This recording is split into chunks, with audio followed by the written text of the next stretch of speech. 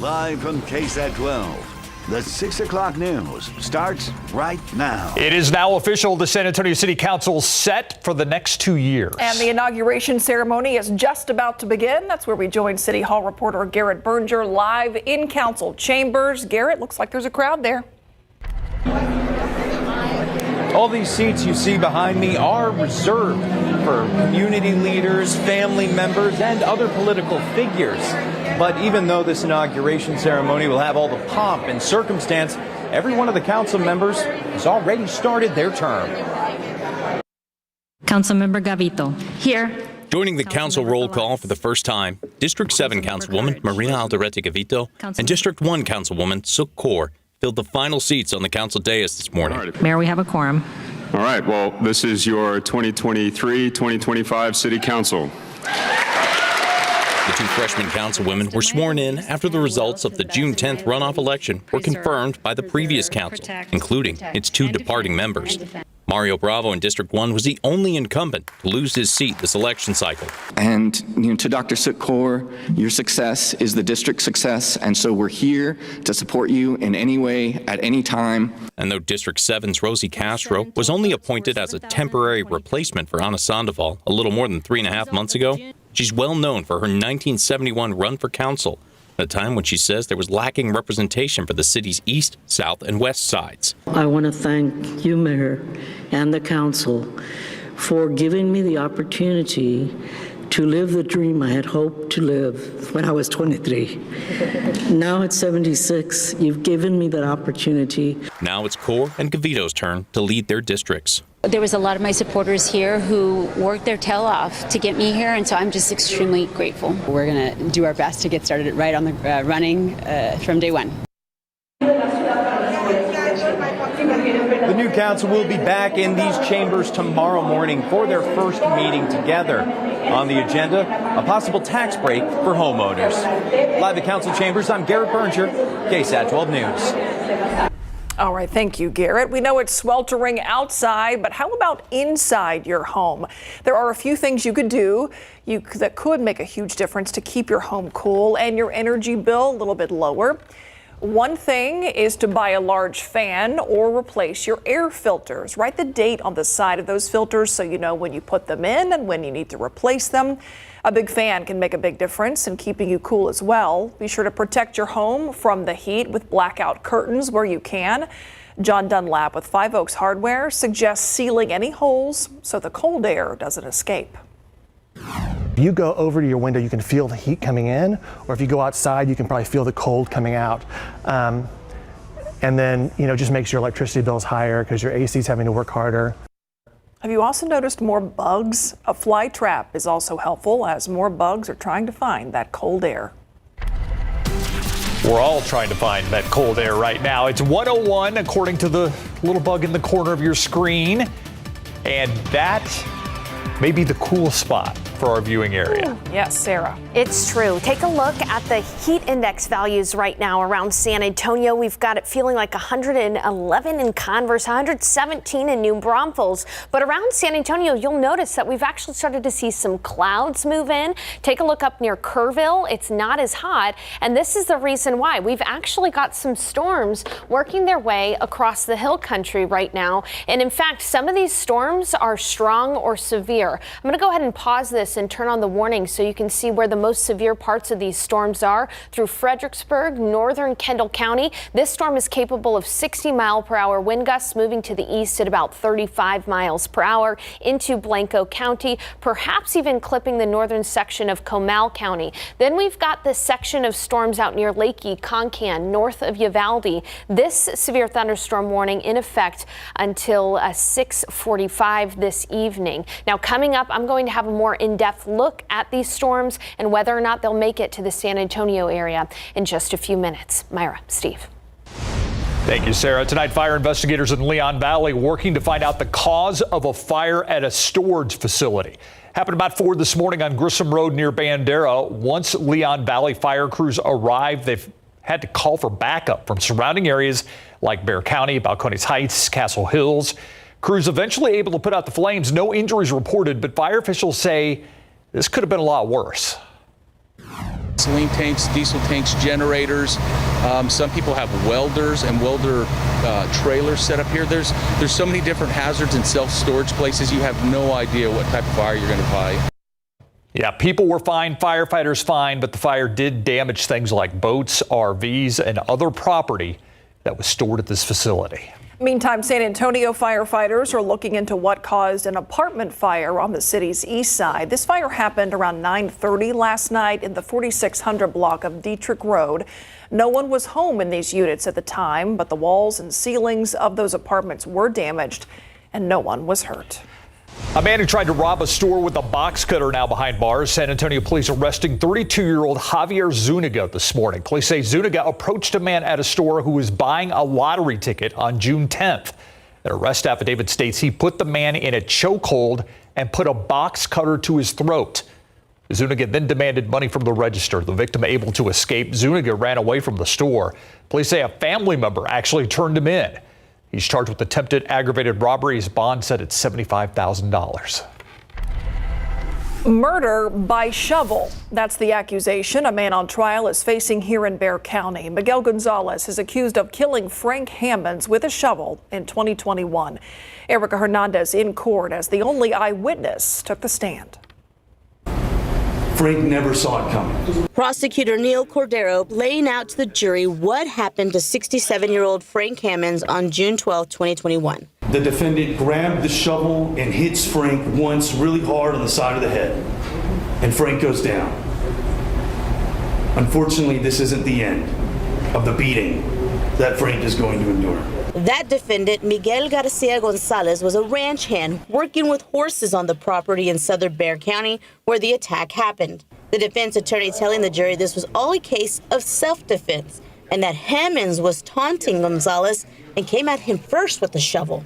Only one person was there to witness the crime, Estela Cantu, a friend of Hammonds who was talking to him before the attack. He just comes and then he says something to Frank, and Frank looks up and then he just swings his shovel. He swings that shovel at him and hits him in the head. He hit him over and over. Cantu in her testimony also told the jury that at no time did Hammonds ever threaten Gonzalez. Testimony in this case is expected to continue tomorrow and into the rest of the week. If found guilty, Gonzalez is facing up to life in prison. At the Cadena Reeves Justice Center, Erica Hernandez, KSAT 12 News. All right, check out this video from Brazoria County. It's near Houston. TxDOT crews working to repair a stretch of highway that buckled from the heat.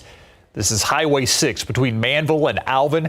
Crews had to work overnight to get the road repaired. Highway 6 able to reopen by this morning. According to TxDOT, roads can buckle in extreme heat because the concrete expands and simply has nowhere to go. And we are definitely experiencing the extreme heat right now. Yeah, hopefully we don't see more of that as a result. Let's take a look at roads here in our area at this hour. We're going to go to I-37 at Jones Avenue. You can see traffic pretty heavy coming southbound, tends to back up there as cars exit off the highway, but no real big problems to make you aware of. However, going into the rest of the week, there are some closures we want to give you a heads up about. Stephen Cavazos has what you need to know to plan your commute. All right, drivers, you may not love it, but there is plenty of road work taking place in and around the Alamo City. So as a quick reminder, remember this, it's all to improve our roadways and make your commute a little bit easier. So let's go ahead and get started about what's happening here along US 90 on the far west side of Bexar County. Guardrail repairs. This does begin Wednesday, June 21st, and hopefully will wrap pretty early at 5 o'clock in the morning. It's overnight, 8:30 in the evening to 5 o'clock, as I mentioned. Single eastbound lane closures from I-35 to Loop 410, and this should hopefully wrap on Friday, June 23rd. Do have to take a jump over here to I-10 over on the east side of San Antonio, where we will see bridge work that begins Thursday night. This should wrap pretty quickly at 5 o'clock in the morning. We'll see a full closure of the I-10 westbound main lanes at Loop 410. All right, one more jump here to I-10 in Kendall County. Rail and painting repairs. This started on Monday and should wrap Friday, June 23rd, but this begins during a pretty busy hour, 9 o'clock in the morning to 3 in the afternoon. Alternating lane closures on the frontage road in both directions from State Highway 46 to US 87. Now, I know this is a lot of information for some of you, so scan this QR code. It's all important information. That takes you directly to our KSAT traffic page. We want you to utilize that QR code because it gets you in the know before you go, because all the road work is pretty much going to be taking place throughout the month of June, so know what to expect ahead of time. And coming up later in sports, we are just 1 day away from the NBA draft, where the Spurs are predicted to select Victor Wembanyama #1 overall. Wemby mania in full effect. We're going to go to Larry live in Brooklyn for a preview of draft night. And then after the break, for veterans, transitioning back into civilian life is not always easy. How Port San Antonio is trying to help out with that when it comes to jobs.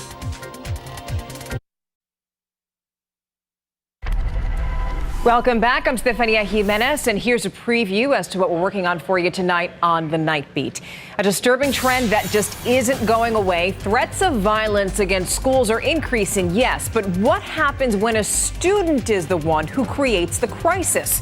A look at the real-life consequences that come with threatening a school. Plus, surviving the heat. The excessive heat wave is making nearly everybody adjust the way that they work. You're going to see how a local lawn care company is still getting the job done under these very intense conditions. We got to tip our hat to them. Those stories and more tonight on the Night Beat. Thanks, Stephania.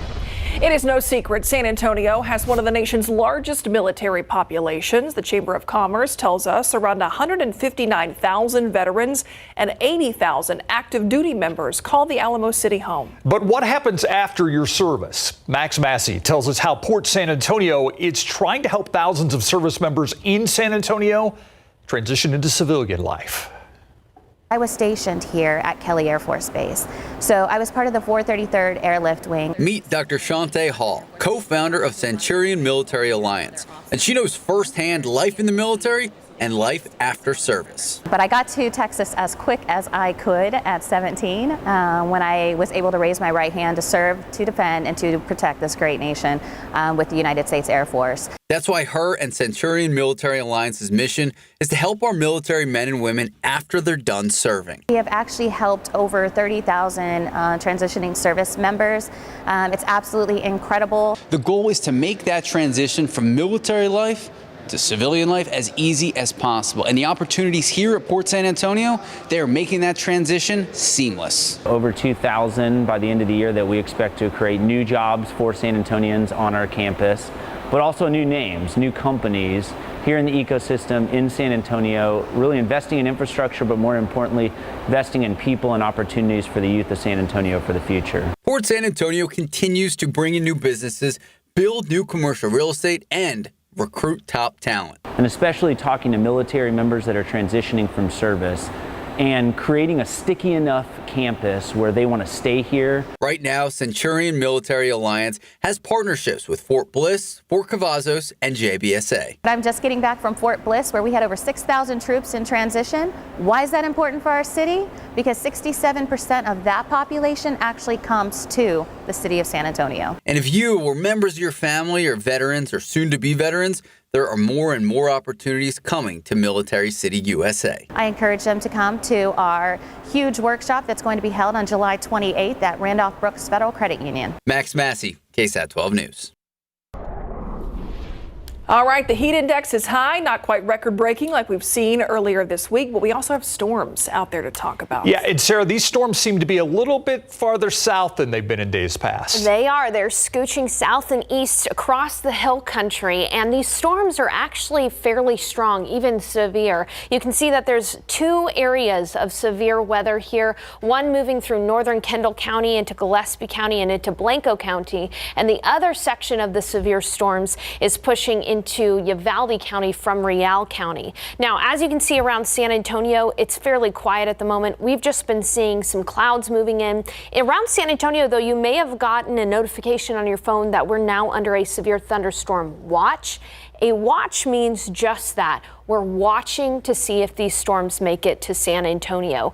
Right now, it does look like the most intense part of these storms is going to split around the Alamo City, but there still are areas that are under the gun for severe weather right now. I want to focus first on this northern section of the storm that's pushing through parts of Gillespie County and Kendall County. This severe thunderstorm warning in effect until 6:45. Now, with this severe thunderstorm warning, the biggest threat is actually the wind gusts. ice, not necessarily hail. And you can see here, anywhere you see these blue colors right on that Kendall and Gillespie County line, we're looking at potential wind gusts of up to 70, 75 miles per hour as this storm moves east at 35 miles per hour. So this is a very dangerous storm. It's moving east at 35 miles per hour. I'm going to go ahead and track the gusty part of this storm moving east at 35 miles per hour, and it could be near Blanco by about 6:41 this evening. So if you are inside of this warning, it is just north of Sisterdale. You need to be inside and away from windows. Now, as we look further down to the south and to the west, there's this cluster of storms between Lakey, Campwood, and Concan moving south at about 35 miles per hour. And this is capable of some quarter-sized hail. So still severe, but not quite as damagingly severe as this storm that is up in parts of Kendall County right now. I do have to mention, though, if you're in Boerne, you're in the clear from this storm. And again, the way things are setting up right now, the two intense severe parts of these storms are moving around the San Antonio metro area, but I will continue to keep my eye on things for us for the evening. As for this evening, here's a look at the forecast for you. Again, it's hot out there right now. A few storms possible, but in San Antonio, the biggest story is that it's still going to be muggy and humid tonight. Temperatures falling into the upper 80s by midnight. Here's where that severe thunderstorm watch is. Again, we're watching out for severe weather in that yellow area. This is allowed to happen because this heat high has moved a little bit off to the west, providing a little wiggle room for some storms to develop.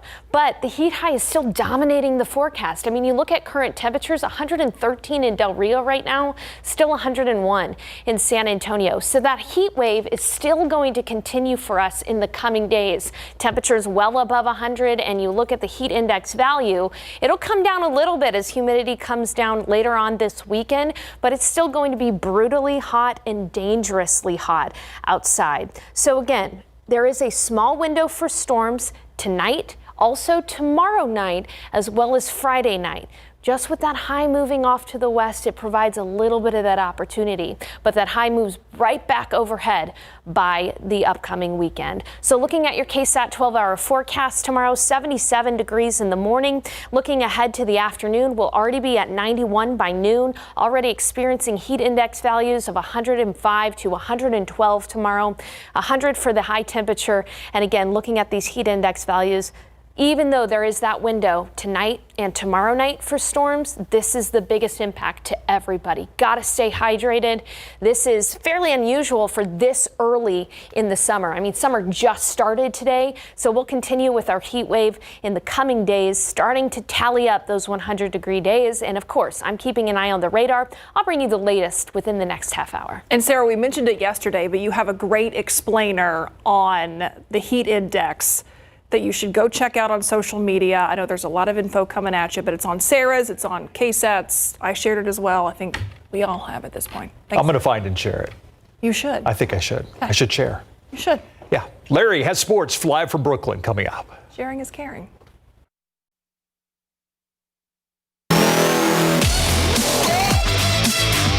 It's the 2023 NBA Draft this week, and 1 year ago when the Spurs selected Jeremy Sohan with the 9th overall pick, it turns out to be a fine young player that we saw Jeremy develop into. This year, the Spurs are holding the #1 overall selection, meaning that they can select, right there you see him, 19-year-old Victor Wembanyama. This morning, he joined all the top prospects attending the 2023 NBA Draft for media availability at the Westin New York at Times Square. Victor was asked about his fatigue level since the French finals wrapped up just last week, and he does plan to play in the NBA Summer League. I'm in shape, you know. I'm not too tired. Actually, I was pretty much in the best shape of the season during the playoffs, and I'm going to be playing in Summer League. And before coming to the States, Wembanyama sat down with Robin Roberts in Paris not long after the Spurs won the NBA Draft Lottery. During that interview, Wemby talked about his parents' influence and what tomorrow night will mean for his family. Thing is, they didn't really interfere with my sport. They let me be how I wanted to be. They made a lot of sacrifices. On the other hand, they're going to be able to retire early, so. Oh, I like your confidence. The night of the draft, what's going to be going through your mind? Gonna be so high on emotions. It's really special for me and my family. Our life is gonna change from one day to another. Love hearing from Victor Wembanyama, and he's taking over San Antonio. He's not even a member of the Spurs just yet. Now, the moment San Antonio won the NBA draft lottery, Wemby mania took off. One guy got Wemby's face shaved into the back of his head. You just saw that there. And San Antonio artist Marty Leal sketched a welcome Wemby picture with him leaning on the Tower of the Americas. And the same holds true here in the New York area. Everywhere Wemby goes, people want to get a piece of him. Well, we sat down with Spurs GM Brian Wright and asked him about the Spurs fan base going crazy for Wemby. It's awesome. It's some of the best fans in any sport, and obviously the best fans in the NBA. And just to see that excitement for them, obviously the history and the legacy and the success and winning that's been done here, and just to see that passion from them, that excitement. I think we all feel it. I took my kids to a movie, and I was going to get them some popcorn, and as I'm walking by, a guy goes, "Thanks for Wemby." You know, it's just one of those things where you feel the excitement everywhere you go, and it's a lot of fun. It's going to be a lot of fun watching Victor play for the Spurs and learn from head coach Greg Popovich. He knows how to bring young players along. It's a perfect fit, says one NBA draft analyst. I think it's a match made in heaven because Victor wants to be coached. He doesn't want to be coddled. He doesn't want to be told how great he is. He wants to be pushed. And I think, Greg Popovich, that's what he's known for. I mean, he doesn't mince words with his players, with his coaching staff, with the media, on TV. We've seen it 1,000 times. And so I think to have, that kind of coach to kind of show him the reins here early on in his career and push him to be his best, and a guy who's worked with, players like Tim Duncan and David Robinson, two of the greatest big men that we've ever seen in NBA history. I think that's just a blessing for Victor.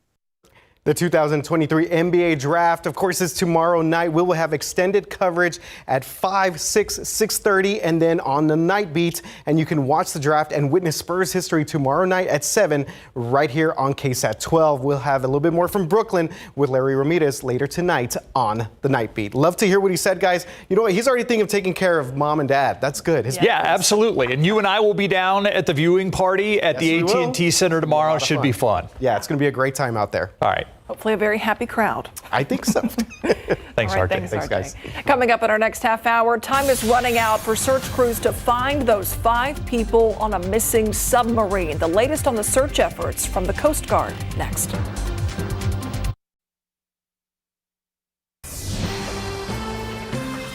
And now to the story everyone seems to be following this week, that race against time, 400 nautical miles off the coast in the Atlantic Ocean. As search crews comb the sea for a tourist-carrying submersible, a submarine that went missing nearly 13,000 feet below the water. It was supposed to explore the wreckage of the Titanic on Sunday. Time is running out in this rescue operation. Chris Wynn is in Boston with the latest. The minutes melt away on search crews' potential to find people alive as oxygen runs short on board the missing Titan submersible. The surface search is now approximately 2 times the size of Connecticut, and the subsurface search is up to 2.5 miles deep, exponentially expanding the size of the search area.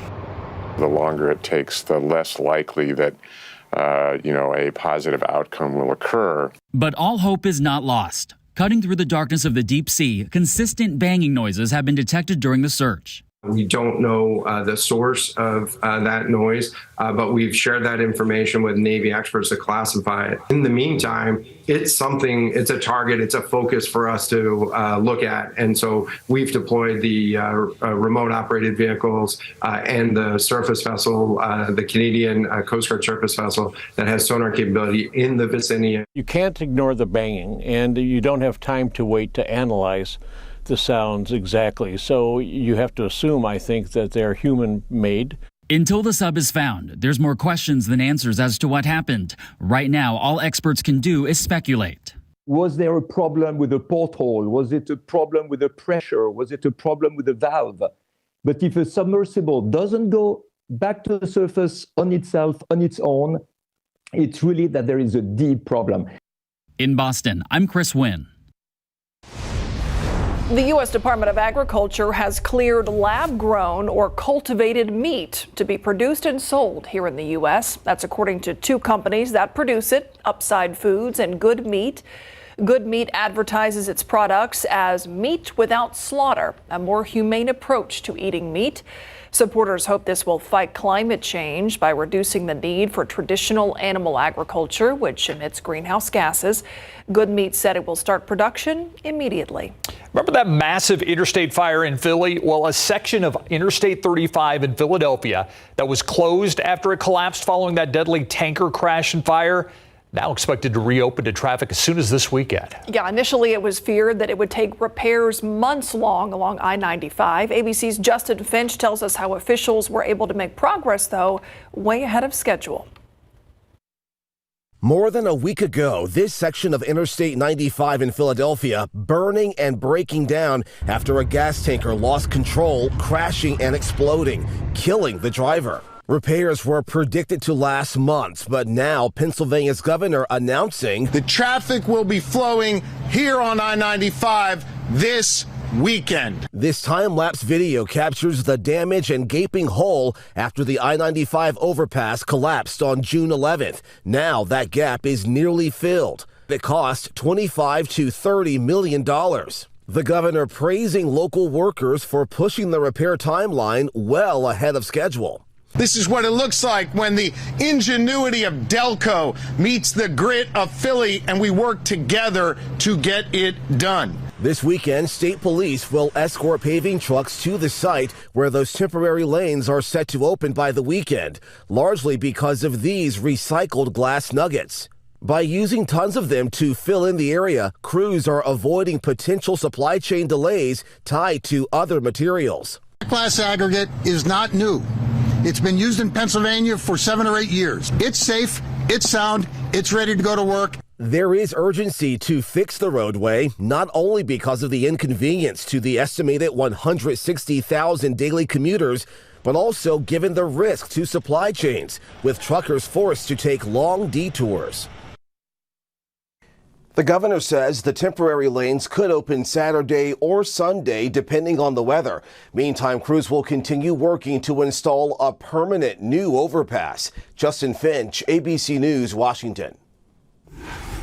Up next, not just San Antonio dealing with extreme heat, other parts of Texas feeling the effects as well. Look at how heat is hitting other parts of our state after the break.